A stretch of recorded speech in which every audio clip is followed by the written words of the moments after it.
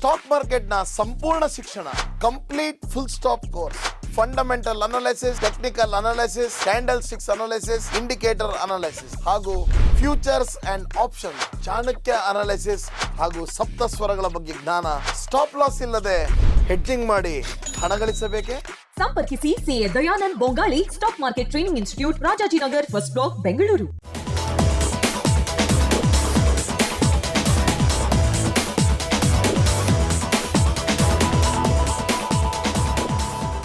Hi friends, ಇದು mastmaga.com international bulletin ಸುತ್ತು ಜಗತ್ತು. ನಾನು ಅಮರ್ ಪ್ರಸಾದ್. ಇರಾನ್ ಇಸ್ರೇಲ್ ಯುದ್ಧ ಭೀತಿ ಈಗ ಮತ್ತಷ್ಟು ಜೋರಾಗ್ತಾ ಇದೆ. ಕೆಲವು ದಿನಗಳಲ್ಲಿ ಇಸ್ರೇಲ್ ಮೇಲೆ ಇರಾನ್ ದಾಳಿ ಮಾಡೇ ಮಾಡುತ್ತೆ. ಇಸ್ರೇಲ್ ಮೇಲೆ ಪ್ರತೀಕಾರ ತೀರಿಸಿಕೊಳ್ಳೋಕೆ ಇರಾನ್ ಡಿಸೈಡ್ ಮಾಡಿ ಆಗಿದೆ ಅಂತ ಇಸ್ರೇಲ್ನ ಗುಪ್ತಚರ ಸಂಸ್ಥೆ ಹೇಳಿರುವುದೇ ವರದಿಯಾಗಿದೆ. ಆಗಸ್ಟ್ 15ನೇ ತಾರೀಕು ಒತ್ತೆಯಾಳುಗಳನ್ನು ಬಿಡುಗಡೆ ಮಾಡೋಕೆ ಮಾತುಕತೆ ನಡೆಯುತ್ತೆ. ಅದರ ಒಳಗೆ ಇರಾನ್ ದಾಳಿ ಮಾಡಬಹುದು ಅನ್ನೋ ಸ್ಫೋಟಕ ಮಾಹಿತಿ ಸಿಕ್ಕಿದೆ. ಹೀಗಾಗಿ ಇಸ್ರೇಲ್ನಾದ್ಯಂತ ಕಟ್ಟೆಚ್ಚರವನ್ನು ಸಾರಲಾಗಿದೆ. ಅಮೆರಿಕ ಕೂಡ ಯುದ್ಧ ಸಾಮಗ್ರಿಗಳೊಂದಿಗೆ ಇಸ್ರೇಲ್ನ ಬಲಪಡಿಸುವ ಪ್ರಯತ್ನಕ್ಕೆ ಇನ್ನಷ್ಟು ಈಗ ವೇಗವನ್ನು ಕೊಟ್ಟಿದೆ. ಇದೀಗ ಮಿಡಲ್ ಈಸ್ಟ್ ನಲ್ಲಿ ಗೈಡೆಡ್ ಮಿಸೈಲ್ ಸಬ್ಮರೀನ್ ನಿಯೋಜಿಸೋಕೆ ಅಮೆರಿಕ ರಕ್ಷಣಾ ಕಾರ್ಯದರ್ಶಿ ಲಾಯ್ಡ್ ಆಸ್ಟಿನ್ ಆದೇಶ ಕೊಟ್ಟಿದ್ದಾರೆ.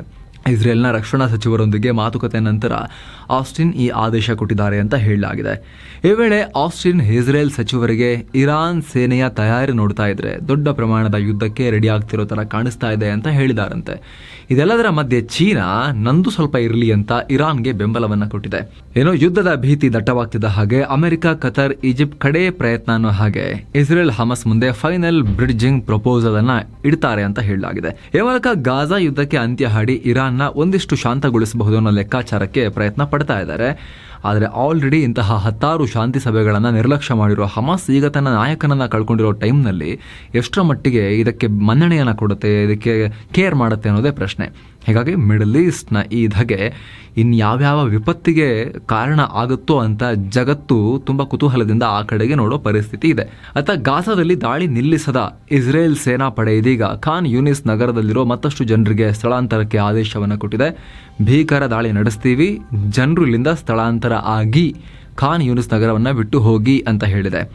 ಲೆಬನಾನ್ನಲ್ಲಿರೋ ಹೆಜ್ಬುಲ್ಲಾ ಕೂಡ ಇತ್ತೀಚೆಗೆ ಇಸ್ರೇಲ್ ಮೇಲೆ ರಾಕೆಟ್ ಹಾರಿಸೋದನ್ನು ನಿತ್ಯ ಕರ್ಮ ಮಾಡಿಕೊಂಡಿದೆ. ಈಗ ಮತ್ತೆ 30 ರಾಕೆಟ್ಗಳನ್ನು ಹಾರಿಸಿದೆ. ಈ ವೇಳೆ ಸುಮಾರು 12 ಜನ ಅಲ್ಲಿ ಗಾಯಗೊಂಡಿದ್ದಾರೆ ಅನ್ನೋ ವರದಿಗಳು ಬರ್ತಾ ಇವೆ. ಮತ್ತೊಂದು ಕಡೆ ರಷ್ಯಾ ಯುಕ್ರೇನ್ ಯುದ್ಧ ತೀವ್ರಗೊಳ್ತಾ ಇದೆ. ರೊಚ್ಚಿಗೆದ್ದ ಯುಕ್ರೇನ್ ರಷ್ಯಾ ವಿರುದ್ಧ ಆಕ್ರಮಣಕಾರಿ ದಾಳಿ ಮಾಡೋದನ್ನ ಕಂಟಿನ್ಯೂ ಮಾಡಿದೆ. ರಷ್ಯಾದ ಗಡಿ ದಾಟಿ ಕರ್ಸ್ಕ್ ನಗರಕ್ಕೆ ಎಂಟ್ರಿ ಕೊಟ್ಟಿದ್ದ ಯುಕ್ರೇನ್ ಸೇನೆ ಆಕ್ರಮಣಕಾರಿ ಹೆಜ್ಜೆ ಇಡ್ತಾ ಇದೆ. ಈಗಾಗಲೇ ಸುಮಾರು 1,000 ಯುಕ್ರೇನ್ ಸೈನಿಕರು 30 ಕಿಲೋಮೀಟರ್ ವರೆಗೆ ರಷ್ಯಾ ಒಳಗೆ ನುಗ್ಗಿ ಬಂದಿದ್ದಾರೆ ಅಂತ ಖುದ್ದು ರಷ್ಯಾ ಸೇನೆ ಮಾಹಿತಿ ನೀಡಿದೆ. ಇದರ ನಡುವೆ ಈಗ ಪರಮಾಣು ವಿದ್ಯುತ್ ಸ್ಥಾವರದ ಕೂಲಿಂಗ್ ಟವರ್ ಮೇಲೆ ದಾಳಿ ನಡೆದು ಬೆಂಕಿ ತಾಗಿರೋದು ಕೂಡ ವರದಿಯಾಗಿದೆ.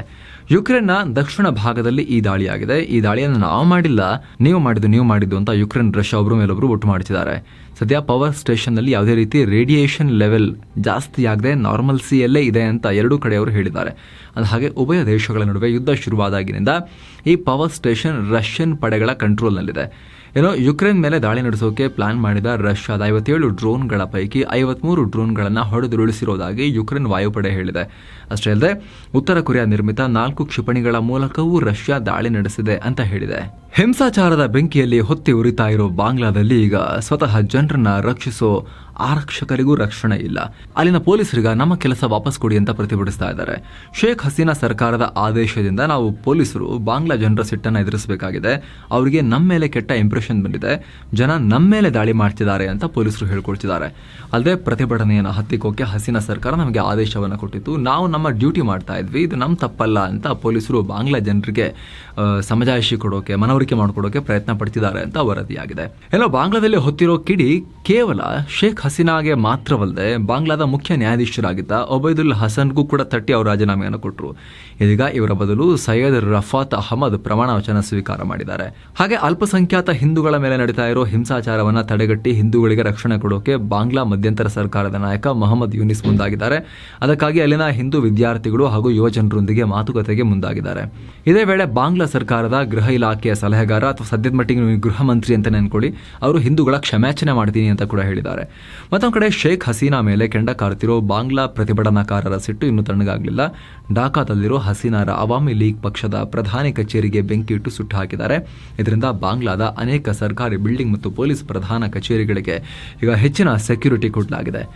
ಏನೋ ಶೇಖ್ ಹಸೀನಾ ತಮ್ಮ ಸ್ಥಾನಕ್ಕೆ ರಾಜೀನಾಮೆ ಕೊಡೋಕು ಮುನ್ನ ಬಾಂಗ್ಲಾ ಉದ್ದೇಶಿಸಿ ಮಾತನಾಡಬೇಕು ಅಂತ ಪ್ರಯತ್ನ ಪಟ್ಟಿದ್ರು. ಬಾಂಗ್ಲಾದಲ್ಲಿನ ತಮ್ಮ ಆಡಳಿತ ನಿಲ್ಲಿಸೋಕೆ ಅಮೆರಿಕ ಪ್ಲಾನ್ ಮಾಡ್ತಾ ಇದೆ ಅಂತ ಹೇಳೋಕೆ ಬಯಸಿದ್ರು ಅನ್ನೋ ವರದಿಯನ್ನೀಗ ಹಸೀನಾ ಪುತ್ರ ಸಜಿದ್ ವಾಜೆದ್ ಜಾಯ್ ತಳ್ಳಿ ಹಾಕಿದ್ದಾರೆ. ಈ ವರದಿಗಳು ತಪ್ಪು. ಶೇಖ್ ಹಸೀನಾ ಬಾಂಗ್ಲಾವನ್ನ ಬಿಡುವಾಗಲಿ ಅಥವಾ ಬಿಟ್ಟ ನಂತರ ಆಗಲಿ ಯಾವುದೇ ರೀತಿ ಹೇಳಿಕೆಯನ್ನ ಕೊಟ್ಟಿಲ್ಲ. ಅದೆಲ್ಲ ಸ್ಪೀಚ್ ಎಲ್ಲ ವೈರಲ್ ಆಗ್ತಿದೆಯಲ್ಲ, ಅದಕ್ಕೆ ಆಧಾರ ಇಲ್ಲ ಅಂತ ಅವರು ಹೇಳಿಕೆಯನ್ನ ಕೊಟ್ಟಿದ್ದಾರೆ. ಜೋ ಬೈಡೆನ್ ರಿಂದ ಸಪ್ಪೆಯಾಗಿದ್ದ ಅಮೆರಿಕದ ಚುನಾವಣೆ ಇದೀಗ ಕಮಲ ಎಂಟ್ರಿಯಿಂದ ರಂಗೇರ್ತಾ ಇದೆ. ಈಗ ಕಮಲ ತಮ್ಮ ಶಕ್ತಿ ಪ್ರದರ್ಶನ ತೋರಿಸೋಕೆ AI ಬಳಸ್ತಾ ಇದ್ದಾರೆ ಅಂತ ಟ್ರಂಪ್ ಆರೋಪ ಮಾಡಿದ್ದಾರೆ.